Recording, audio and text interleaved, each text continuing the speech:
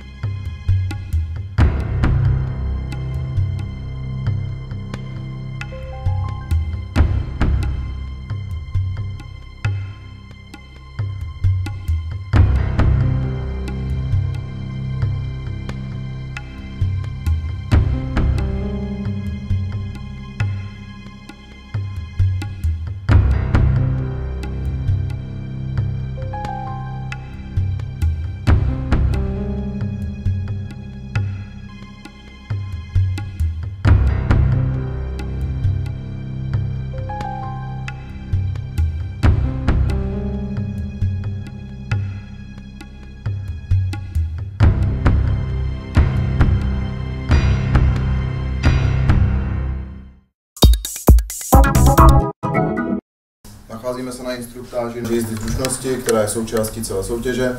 Novinkou, kdo tu v loni nebo předloni byl, tak je to, že jsme vynechali smykovou desku. A jízda zručnosti bude se stávat pouze teda z překážkové dráhy v úzovkách. Bude se startovat zde na kluzném půlkruhu, kde bude slalom, začíná se vlevo, starter, který tam bude kolega Klímek z odboru, tak vám dá pokyn, abyste vlevo, odstartuje vás, projedete slalom na kluzné ploše, ta bude zvlhčována postřikovači, potom budete pokračovat podle šipky, která tam je nakreslena, další slalom mezi 2 kužely, který projedete. Ten je taky částečně na mokrém a suchém asfaltu, jak tam ta voda stéká. Potom objedete kluznou plochu a začnete couvat mezi řadu stojících kuželů, je to ve vzdálenosti od sebe 2,5 metru. Budete nadále couvat a zajedete do řady stojících vozidel, to parkovací místo je 2,5 x 6 metrů. Toto, ano. Budete couvat tak dlouho, dokud celým vozem, respektive levým předním i zadním kolem nebudete za červenou čárou. Bude tam kontrolor, který vám řekne po klepání na zadní kapotu, že jste v pořádku. Tady je nespevněná plocha, takže s vozidlem nesmíte vjet do toho štěrku, který tady je. Takže pravé kola vám musí zůstat na asfaltu, levé musí zajet za červenou čáru, ano. Po poklepání kontrolorem vyjedete zase přímým směrem, pravými koly projedete mezi 2 prkny, které jsou od sebe vzdáleny 0,3 metru. Objedete kluznou smykovou desku pro motocykly bezpečně, najedete do další překážky, které jsme nazvali pracovně trichtýř, jsou to od 3,2 do 2,2 metrů zužující se kužely, je jich tam 5. Projedete, tady najedete do takzvaného dvorku, kde se vozidla musíte otočit o 180 stupňů, jde to takto, se otočíte a cíl celé jízdy zručnosti spočívá v zastavení pravým předním kolem ve vyvezeném čtverci o hraně 60 cm.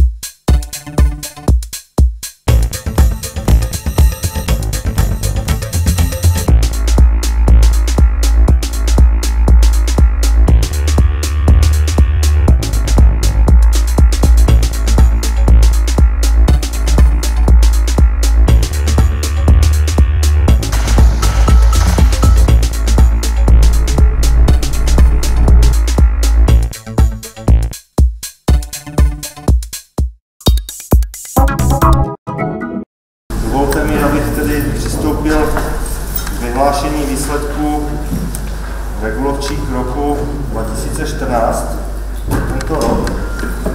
Byl to zajímavý boj,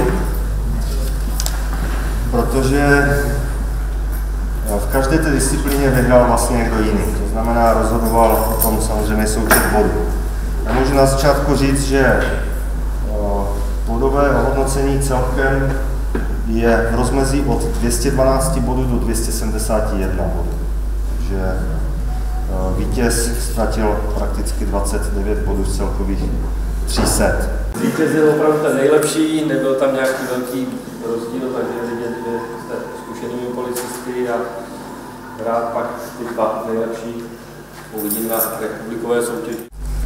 Na třetím místě se umístil loňský vítěz z dopravního inspektorátu Opava, praporčík Martin Neděla.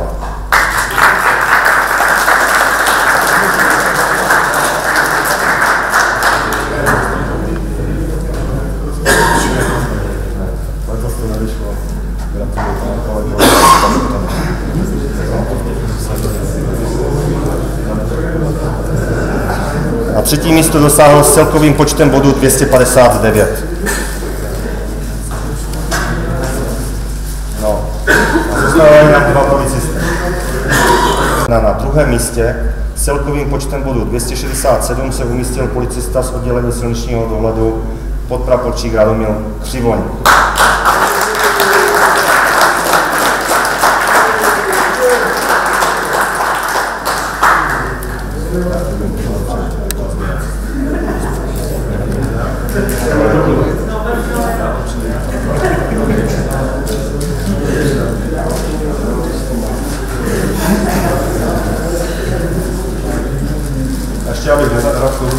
Ještě abych nezapomněl, třetí místo obdrží samozřejmě diplom a peněžitý šek.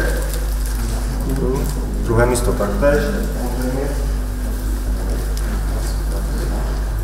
Tak. A dovolte mi, abych mezi nás pozval tedy vítěze letošního ročníku, což je policista z dopravního inspektorátu Frýdek Místek a strážmistr Patrik Slíva.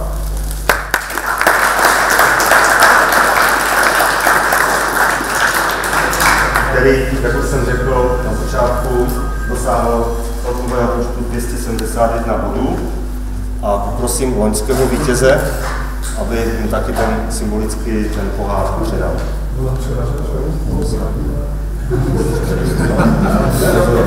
Mám to neokolotně. Tak se to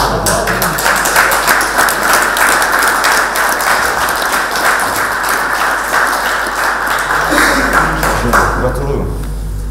Podruhé tam teda prolomil jste tu bariéru a podruhé tam bude stejný jméno.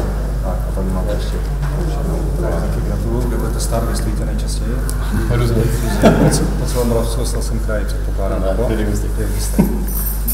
Tak jo, super. A já bych poprosil ještě pana doktora Štěpánka.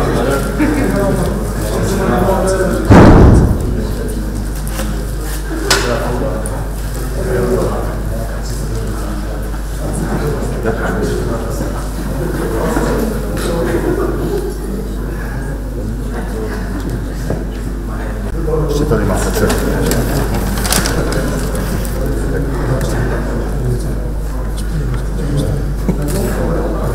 Takže dámy a pánové, tímto letošní ročník regulovčíku roku skončil. Vítěze známe, já blahopřeju všem jejich umístění.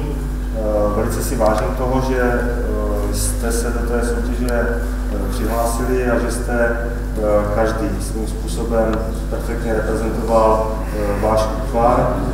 Jsem rád, že se to obešlo tak jako každý rok bez jakékoliv nějaké ztráty kytičky a budu se těšit na první dva, na to, jak nás budou reprezentovat na republikovém finále a samozřejmě předpokládám, že s většinou z vás při dalším ročníku v příštím roce. Děkuju.